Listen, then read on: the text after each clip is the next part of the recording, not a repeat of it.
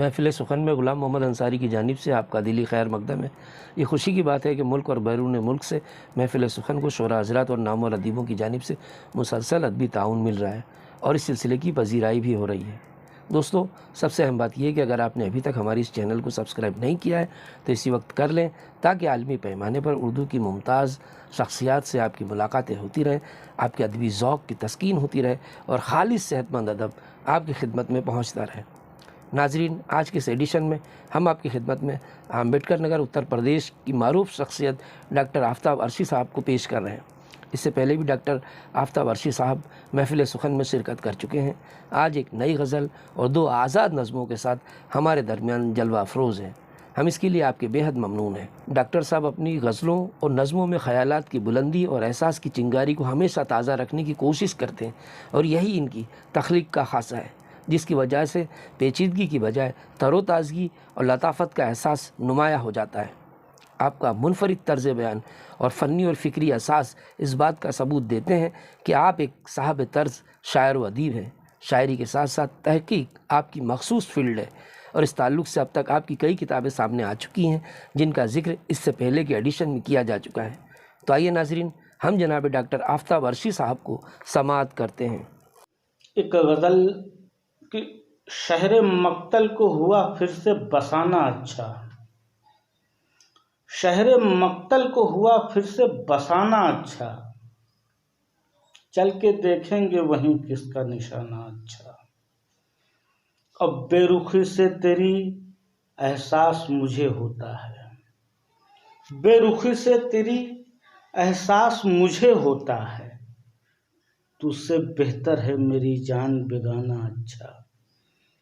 और इससे बेहतर है रखो खुद को ही तन्हा, लेकिन शेर देखिएगा दोस्तों कि इससे बेहतर है रखो खुद को ही तन्हा, लेकिन ऐसे वैसों से कहाँ दिल का लगाना अच्छा। और हमने सीखा है बुजुर्गों की नसीहत से यही, हमने सीखा है बुजुर्गों की नसीहत से यही, लाख दुश्मन हो नहीं दिल का दुखाना अच्छा। और अब हकीकत को चलो यूं भी बदल कर देखें, लोग सुनकर जिसे कह दें है फसाना अच्छा, शहर मक्तल को हुआ फिर से बसाना अच्छा, चल के देखेंगे वहीं किसका निशाना अच्छा। एक नज़्म जिसका उन्वान ही है वो नज़्म,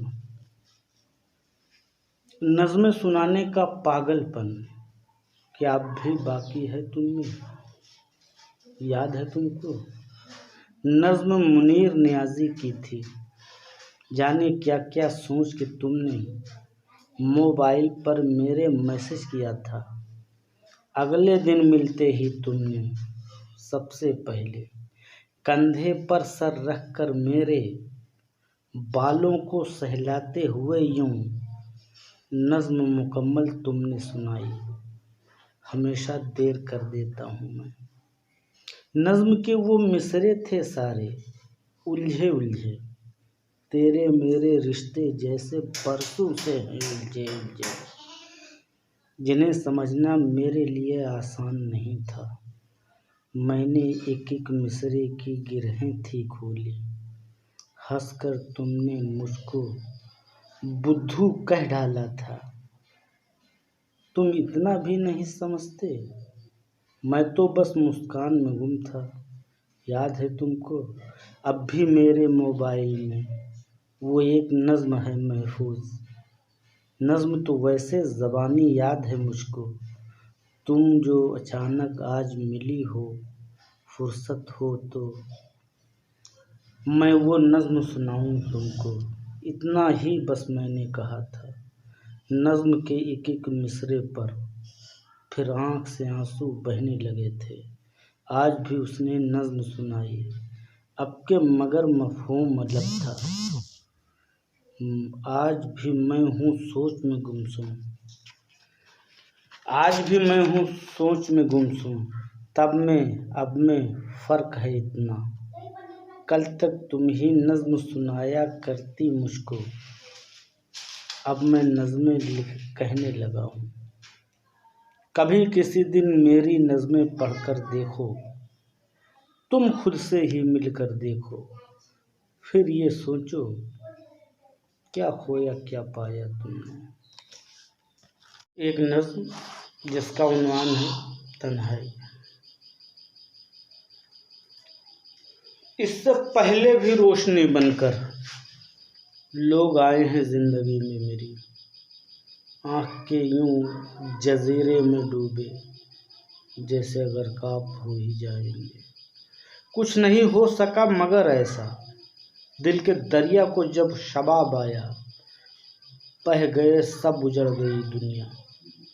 फिर वही दश्त मेरी हसरत का, फिर वही मेरी प्यारी तन्हाई।